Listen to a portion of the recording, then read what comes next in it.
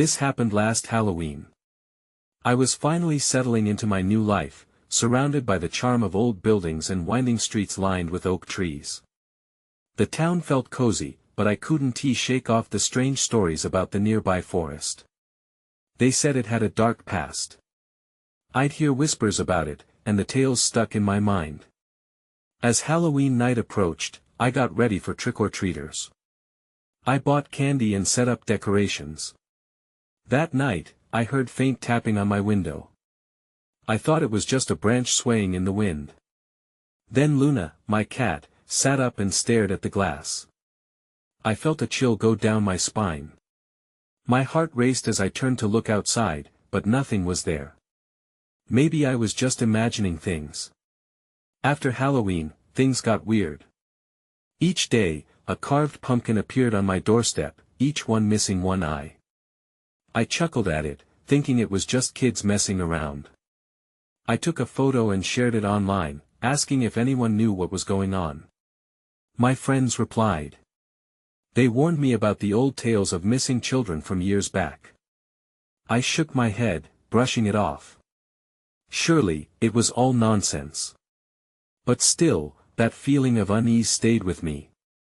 One night, when the wind was howling like someone was angry, I decided to step outside.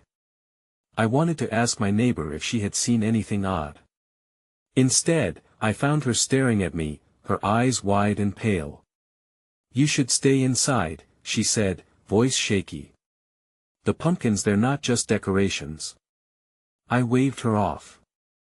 I was an adult, I couldn't let childish fears control me. But her words kept echoing in my mind. The pumpkins kept coming. I noticed some faces looked familiar, like people I recognized. It felt wrong. I wanted to shake it off, but I couldn't. Every night, Luna stared out the window. Her tail twitched, and the air felt thick with tension. I started imagining things. I thought I saw shadows moving outside. Then one night, I saw it. A figure in the window across from me. I asked if they needed help, but they said nothing. When I blinked, they vanished. My heart raced. Maybe it was just a trick of the light. But I turned back to the window a moment later, and I felt it again. Eyes were watching me, but there was nothing there. The feeling of being watched grew stronger each day. Now, here I am, with more questions than answers. What are these pumpkins? What really happened to those kids? Part of me feels like I'm being drawn into something I can't escape. Maybe I shouldn't have come here. I wish I could shake off this fear, but the memories of those nights won't leave me. I think I might not be alone in this house anymore. I decided it was time to confront my fears. I knew I had to talk to my neighbor again, the one who warned me about the pumpkins. I could not shake the feeling that she held some key to what was happening. The next day, I walked over to her house, trying to ignore the knots twisting in my stomach. When I knocked, it felt like forever before she opened the door. "Oh, it's you," she said, relief washing over her face. "I was hoping you'd come. I've noticed more pumpkins by your door." "Yes," I replied, trying to sound casual. "Can you tell me what you know about them?" She hesitated, glancing over her shoulder as if she feared being overheard.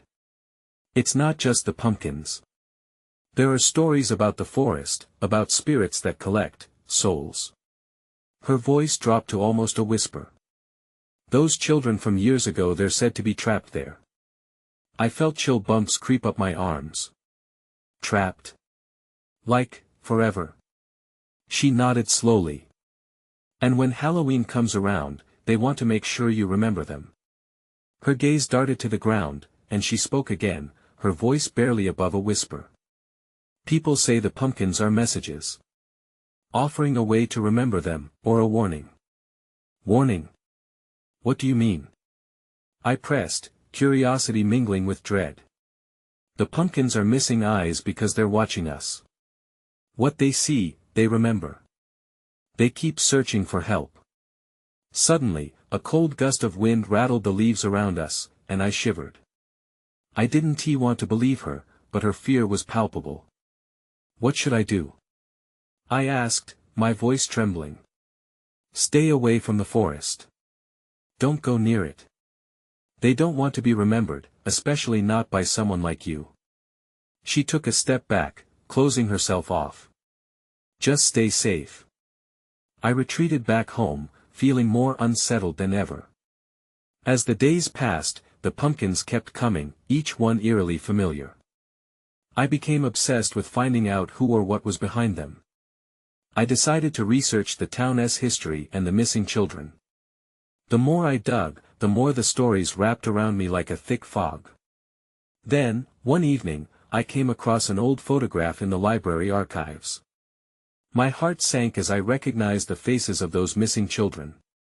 Trapped in time, their laughter frozen in black and white. I looked closer and felt my breath hitch. One of them had the same eyes as the last pumpkin I found. It sent a shiver down my spine. I rushed home, clutching the photo close. But as I approached my door, my stomach dropped. There was another pumpkin waiting for me, and this one had two eyes carved deep with a familiar, unsettling smile. Luna hissed, her fur standing on end as she crouched behind me. Then I heard a noise soft but clear. Help us! I couldn't believe what I was hearing. My heart raced as I stepped back, but my curiosity pushed me closer. Who are you? I asked, trembling. Help us! The voice echoed again. That S when I saw it, a shadow darting across the street. I took a deep breath, knowing I had to make a choice. Run or confront whatever was out there. But just as I gathered the courage to step forward, everything went dark. When I woke up, the world around me was illuminated by an eerie glow. My heart pounded as I realized I was lying on my front lawn, the chill of the grass soaking through my clothes. The pumpkin lay next to me, its carved eyes flickering like tiny flames in the dim light. I quickly sat up and looked around, my pulse quickening. The shadows that had danced across the street earlier were gone. My neighborhood felt unusually quiet, too quiet. I scrambled to my feet, brushing off the dampness that clung to my skin. Luna was gone. Panic washed over me. Where had she gone? I hesitated, feeling the tug of dread pulling me back inside, but curiosity and fear battled for control. I grabbed the pumpkin, its weight felt strange, almost alive as I made my way to the porch. That S when I noticed something shimmering at the edge of the yard. The forest loomed in the distance, dark and foreboding, yet there was a flicker of light coming from its depths. I squinted, straining to see. Was it just my imagination? Or were there more shadows moving among the trees?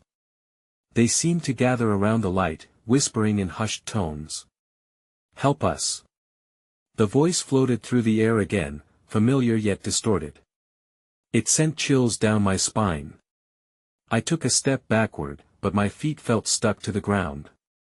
What do you want? I yelled, battling the fear that gripped my throat. Why are you doing this? No answer came, but I could feel the whispers shifting, stirring like a breeze within the darkness. My pulse quickened. I had to know. I had come too far not to find out what was happening in my own backyard. Without thinking, I darted toward the forest. Each step felt heavy, as though the ground itself was warning me to turn back. The light grew brighter, illuminating a small clearing where the trees parted. As I stepped into the clearing, I gasped.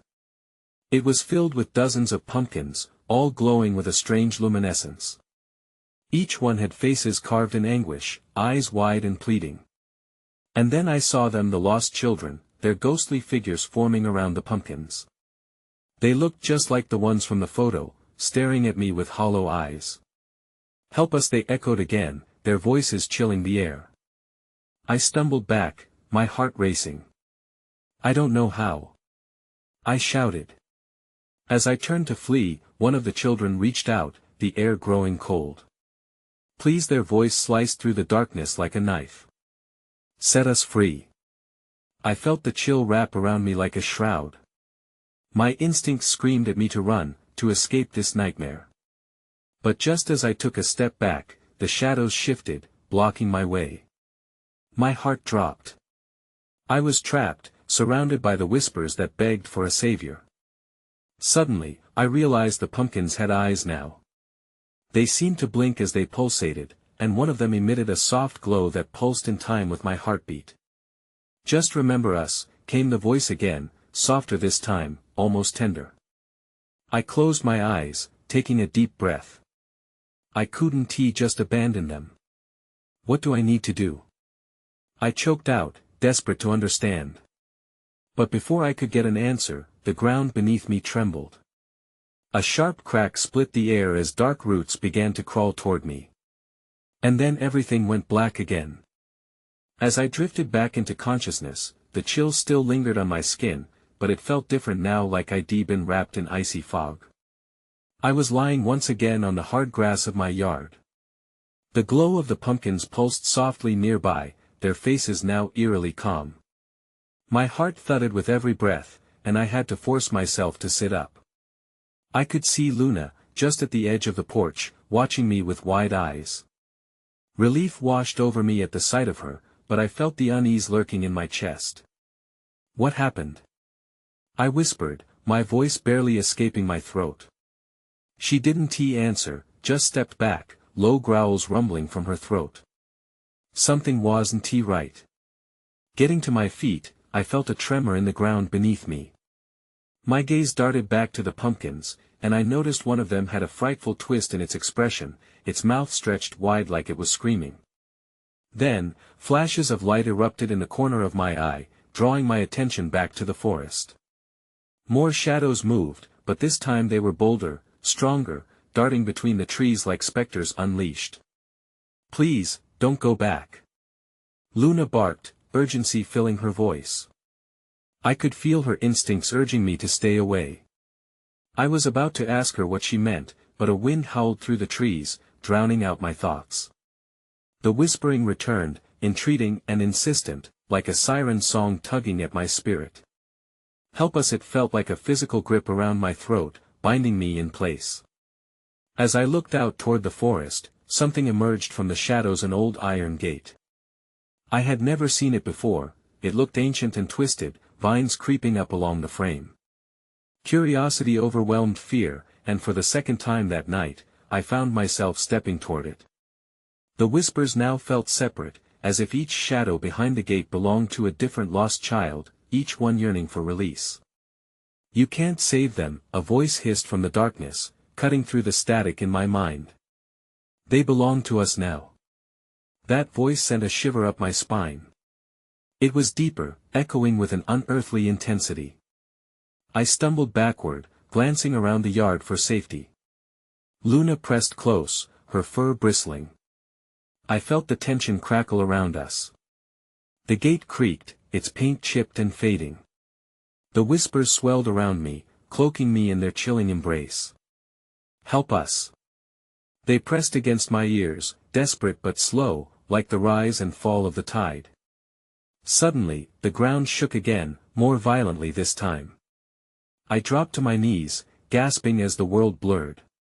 And then a terrible realization hit me. A vision flashed. The children trapped in the pumpkins cried out, their faces melding with Luna's pleading eyes. "You have to choose." A voice thundered, shaking the earth beneath me.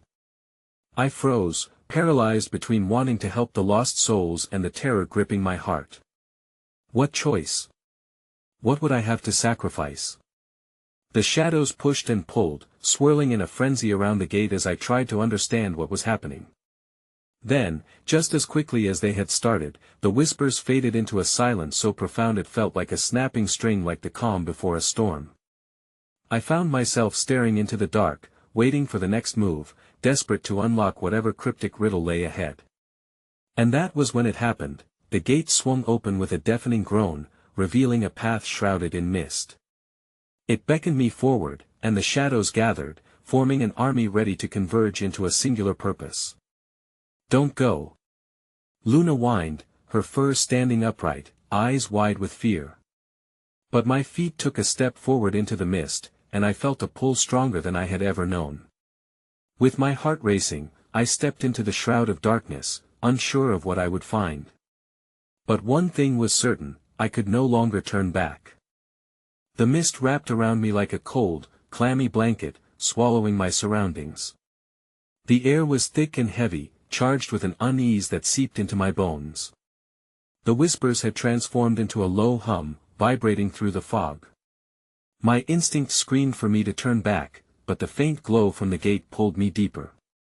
I pushed through the haze, squinting into the distance. The path twisted and turned, lined with what looked like gnarled trees. Their limbs reached out, twisting toward me as if they were the hands of the lost souls trapped within the pumpkins, begging for help. I clenched my fists and kept moving forward, trying to silence the fear clawing its way through my mind. "Luna!" I called, but my voice felt swallowed by the dense fog. Panic surged when I realized I couldn't see her anymore. I took a deep breath, allowed my eyes to adjust, and kept my heartbeat steady. I had to get to the bottom of whatever was happening, before time ran out. The shadows shifted around me, darting in and out of sight. I felt a brush against my ankle and jerked. My heart raced as I looked down, expecting to see something horrible. Instead, I saw a small, worn doll lying in the dirt, its button eyes dull and weathered. It seemed out of place like a fragment from another life. I bent down to pick it up. "Help us!" a chorus of lost voices whispered again, but this time it shut off abruptly.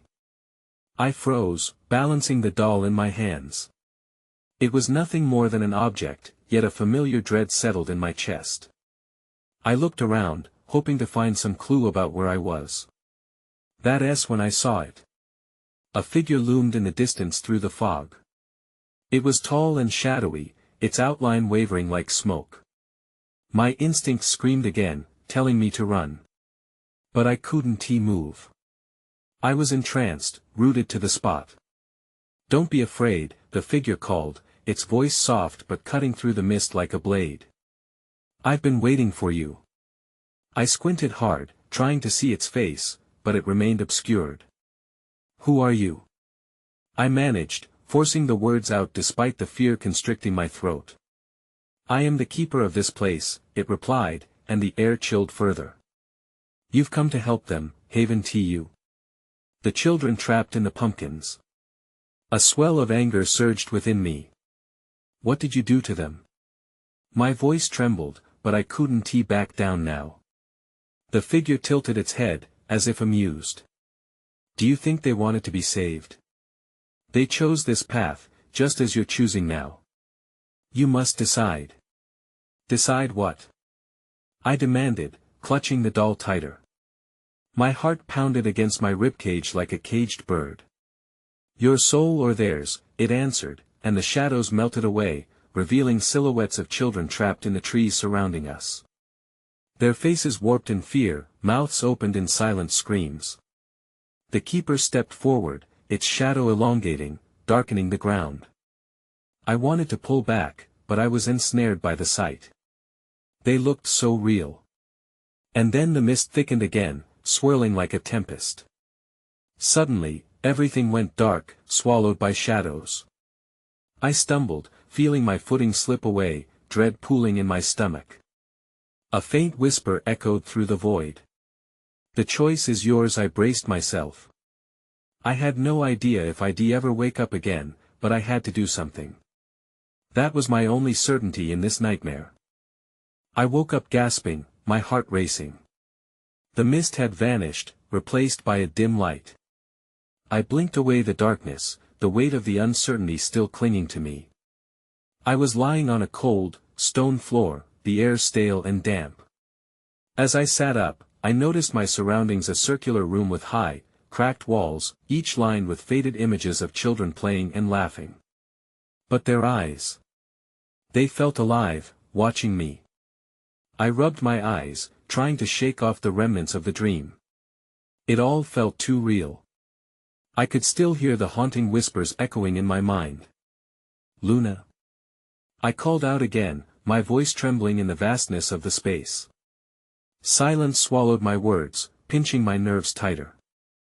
I rose to my feet, the chill of the floor seeping into my skin. I turned slowly, scanning the room for any sign of her. That's when I noticed a wooden door on the opposite side, slightly ajar.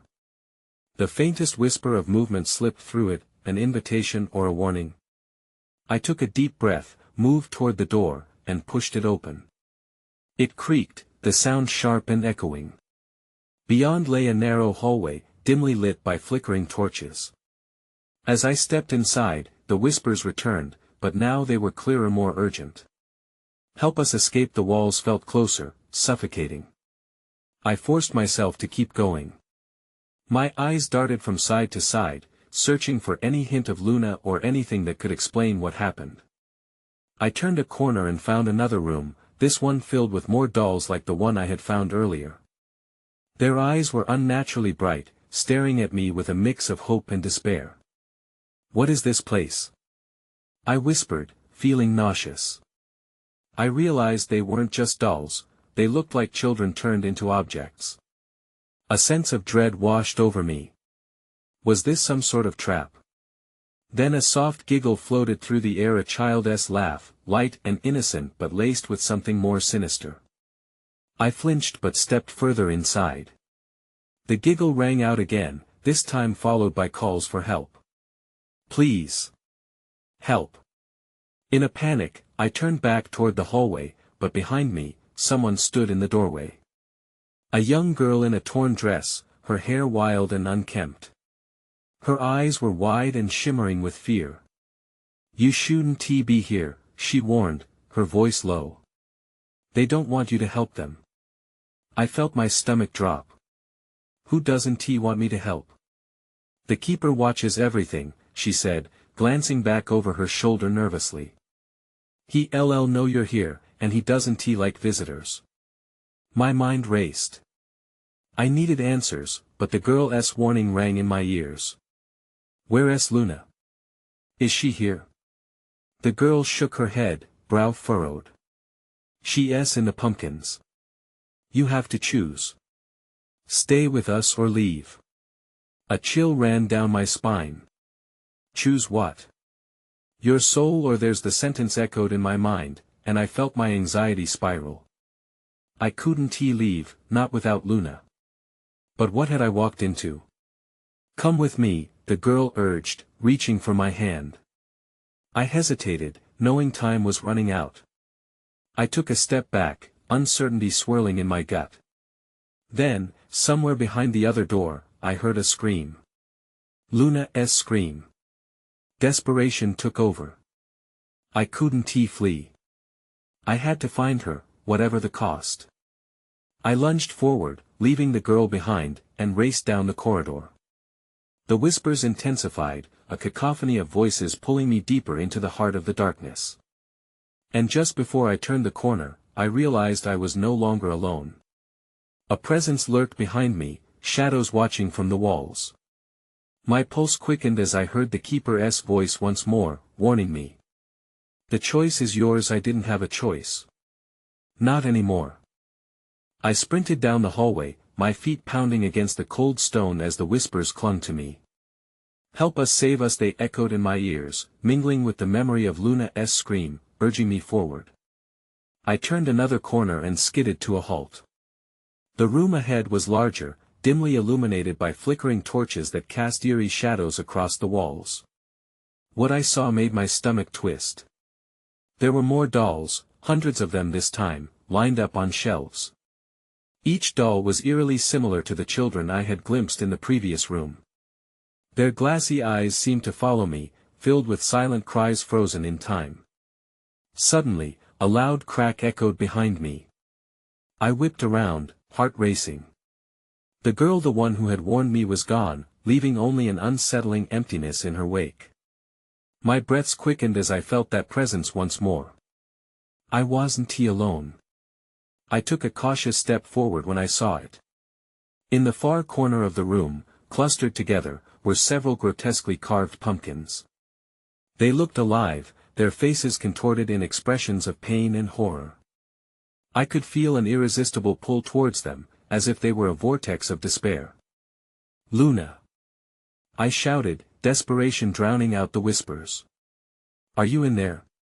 I took another step closer, my eyes locked on the pumpkins.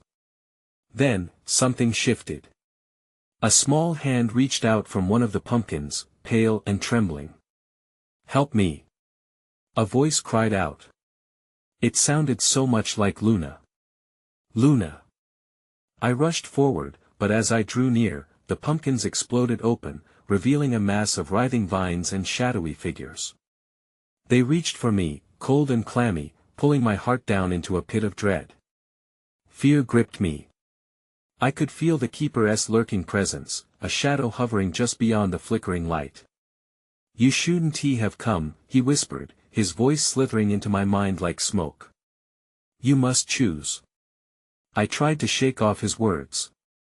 "I'm not leaving without her," I yelled, forcing my way through the chaotic vines. I could see Luna's anguished face now, her mouth opening to scream, her eyes wide with terror. But just as I was almost there, the ground shook beneath me. The shadows twisted and writhed, tightening their grip around my ankles. "Save us!" The voices wailed, merging into one hollow cry. "Your time is running out." I thrashed against the darkness, panic rising like bile in my throat. Then, just as quickly, everything went dark. Blindness engulfed me. I stumbled forward, feeling the cold stone beneath my feet. I reached out, heart hammering. But there was nothing, only silence. And then, a flicker of light appeared ahead. I blinked, swallowing my fear.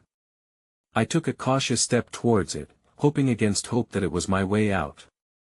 But as I drew closer, I realized it wasn't just light, it was a shimmering portal. The Keeper's voice echoed back in my mind, "The choice is yours." I was standing on the precipice of two worlds. I spoke Luna's name again, my voice shaking. I could feel the weight of the choices pressing down on me. Then everything became clear. I had to decide.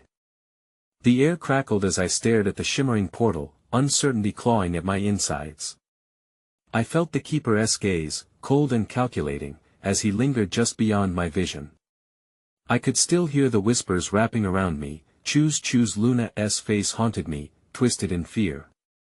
I reached out toward the portal, my fingers trembling.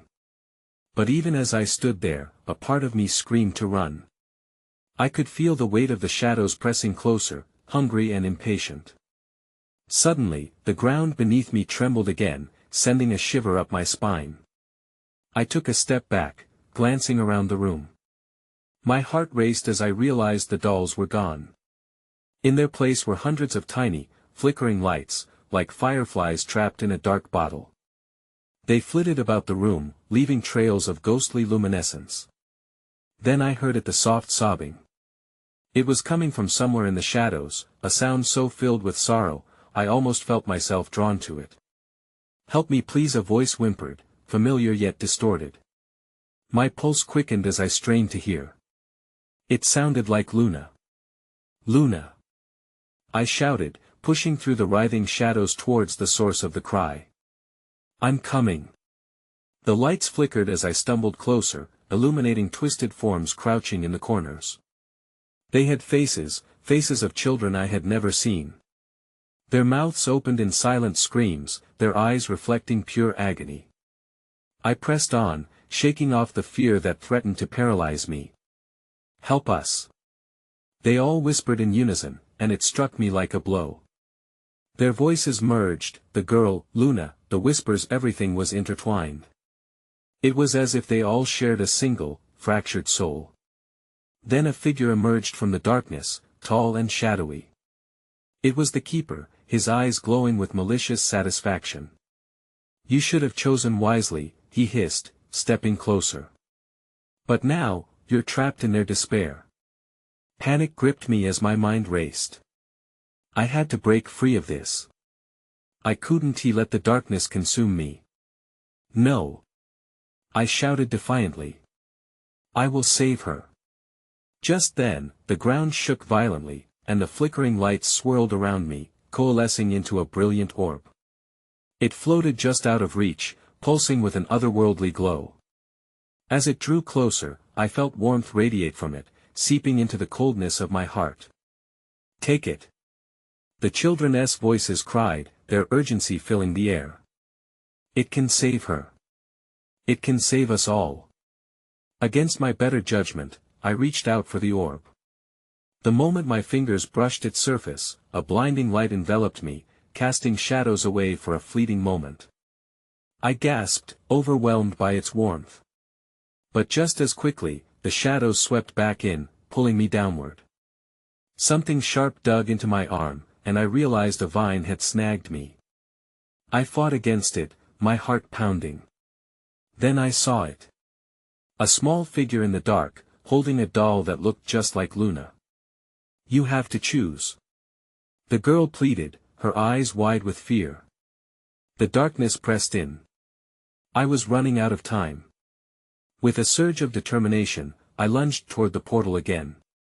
I had to save Luna before it was too late. But just as I was about to step through, the keeper's chilling laughter echoed all around me. It filled the room, suffocating me with its malevolence. Your choice will seal their fate, he taunted. I hesitated, the portal shimmering in front of me. Then came the guttural wail of despair, save us. The choice wasn't just mine anymore. I had to think fast. I hesitated for just a moment longer, the desperate cries around me clawing at my resolve. The shimmering portal beckoned, but the keeper's words echoed tirelessly in my mind. I couldn't betray the shadows, yet leaving them felt like abandoning a sinking ship. Luna. I called out again, but my voice was muffled by the swirling darkness. Whatever held me in place was tightening its grip, and I could feel it pulling me back. The tiny lights flitted about, illuminating faces filled with sorrow, and I felt their collective pain. Suddenly, a deafening roar erupted from the shadows, and everything shifted. The once familiar room twisted into a chaotic mess of shapes and sounds. I stumbled back, almost falling, but I caught myself and looked around in horror. There was movement everywhere. The lights morphed into ghostly figures with elongated limbs and hollow eyes, all reaching for me. Help us! They cried, but the words came out as washed-out whispers, like echoes from a distant past. Enough! I shouted, heart racing. The familiar frustration surged through me. I lunged for the portal again, determined to make the leap this time. Just as I did, the keeper's looming presence blocked my way, skin flickering like the lights. You cannot escape so easily, he growled, his eyes narrowing. You are bound to this realm now. I clenched my fists, anger mixing with my fear. I won't let you keep me here. I'm not afraid of you. In that moment of defiance, I noticed something strange. The sobbing had shifted, melding together into a single haunting melody. It was raw, filled with grief, yet there was a thread of hope woven through it. I focused, reaching deep within myself to find that same spark of warmth I had felt from the orb. Let them go. I shouted, feeling the energy build up inside me. Let us all go. The lights brightened suddenly as they surged toward me, as if acknowledging my resolve. The keeper began to falter, shadows around him flickering like dying embers. I pressed forward, not letting up. Then everything stopped. A heavy silence fell over the chaos. The keeper narrowed his eyes, his expression betraying something close to fury. You think you can command them? They belong to me. That's when I saw it. A shadowy tendril, dark and glistening like oil, snaked toward me from the corner of the room. It latched onto my ankle with a vice-like grip, pulling me down. I stumbled, trying to regain my balance, but it dragged me closer. With another cry of desperation from the children, the glowing orb returned, pulsating with urgency. Take it. Take it now. They cried. I could see the keeper's face twist in rage, his hold on the shadows slipping. In that moment, something deep within me clicked. This wasn't just about me, it was about everyone trapped in this dark place. I lunged toward the orb with all my might, grasping it firmly in my hands. The warmth enveloped me again, filling me with a sense of purpose. I felt ready to fight. As the darkness pressed in, I braced myself. "You can't hold us," I said confidently, determined to break the chains binding us. But I hadn't anticipated the keeper's last-ditch effort. As I focused on the portal, a sudden flash of pain shot through my side. He had struck, sharp and unseen. My breath hitched in and I fell to my knees. The children's voices faded to a whisper as darkness began to overpower me. "No!" I cried, but it felt like the shadows were laughing. Then all at once, I heard a piercing scream. It boomed through the depths of despair, that tingling familiarity clawing at my heart. "Luna!" I shouted, my voice slicing through the void. The realization hit me, the keeper was after her too. And somehow, the portal's light intensified, as if both fear and hope danced through the air. "Luna, I'll come for you," I promised, knowing I wasn't just fighting for myself anymore. Before the shadows could swallow me whole, I clutched the orb tighter and prepared for the plunge into the unknown that could change everything. The moment I dove toward the portal, the world around me splintered into a kaleidoscope of light and shadow. Ribbons of energy swirled around me, pulling at my limbs, as if the very fabric of reality was unraveling. I could feel the keeper's rage echoing in the distance, a low rumble that hinted at the darkness lurking just behind the veil of hope. As I surged through the portal, a wave of warmth enveloped me, washing away the cold that had seeped into my bones. I emerged in a sprawling field bathed in silver moonlight. I gasped, lungs filling with fresh, crisp air, and a familiar weight settled heavily in my heart, a longing for Luna. I staggered to my feet, the ground solid beneath me. But I couldn't shake the feeling that the shadows were still lurking, their looming presence unyielding. I spun around, scanning the landscape for anything out of place. The field stretched endlessly, punctuated by jagged trees that tilted toward the sky like forgotten monuments of grief. "Luna!" I shouted, forcing the word from my throat, but no answer came. My heart raced as uncertainty pooled anew in my stomach. Had I truly escaped? Or had I merely traded one prison for another? I stumbled forward, each step heavier than the last. The whispers of the shadows clung to me like a shadow, echoing in my ears. "Help us, they'll never let you go." Suddenly, I saw it, a soft glow emanating from the edge of the trees, flickering like a beacon. I rushed toward it, hope igniting in my chest. As I neared the source, the glow materialized into an ethereal light, illuminating what looked like a clearing alive with dancing spirits, shivering in anticipation. Among them, I caught sight of a small figure, pale and trembling. My pulse quickened as I drew closer and finally recognized her. "Luna!" I cried, rushing to her side. She looked up, her eyes wide with fear, yet behind them lay a flicker of recognition. But just as I reached for her, the keeper's chilling laughter pierced through the night air. "You think you can save her so easily?" he roared, appearing in the shadows, his figure seething with malice. "These spirits will belong to me." Backing away instinctively, I felt a surge of desperation. "Luna! I want to let him take you," I screamed, glancing at the other faces surrounding us. They were bound to this place, trapped in the same cycle of despair that had nearly consumed me. It struck me then, the powerful connection between their suffering and my own choices. I need to find a way to break this, I thought, feeling every fiber of my being resonating with the need to destroy the darkness that held Luna hostage. I need to free them all. The keeper stepped forward, his presence suffocating. "The choice is yours. Save her or let them all perish." His words slithered into my mind, sowing seeds of doubt. But amidst the chaos swirling in my heart, I felt not just the weight of my fear but an awakening realization that to truly break this curse, I had to confront the keeper and the darkness he represented. It was time to choose again. "Stay back!" I shouted, standing tall against the oppressive darkness, clutching the orb of light tightly in my hand. "I want to be a pawn in your game." Light flared around me as I focused, pouring my energy and intent into the sphere. With one determined surge, I hurled it toward the keeper, the pulse of hope spiraling outwards like a shockwave. "Let them go," I commanded. As the orb collided with the keeper, a blinding explosion of light erupted, sending ripples through the air.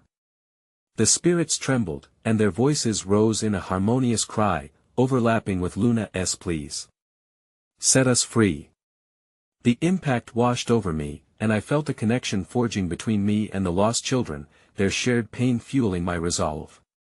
The shadows recoiled, twisting and writhing, as the light pushed through their core. I could see the keeper faltering, losing his grip on the souls he had imprisoned. With a final, desperate cry, I reached for Luna, heart yearning. "I won't abandon you," I vowed, willing every ounce of strength towards her.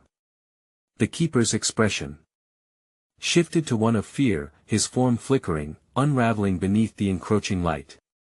The moment our hands made contact, the world twisted again, this time with exultant force. Light erupted in every direction, engulfing us in a cocoon of brilliance as the keeper's dark essence flickered and vanished. The spirits burst forth, a brilliant stream of souls liberated from their tormented existence. Just as quickly as it began, darkness gave way to serenity. I stood in the moonlit field, heart racing and breathless.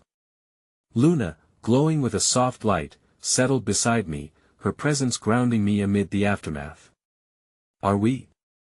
I stumbled over my words, eyes searching for more shadows lurking in the dark corners of my heart.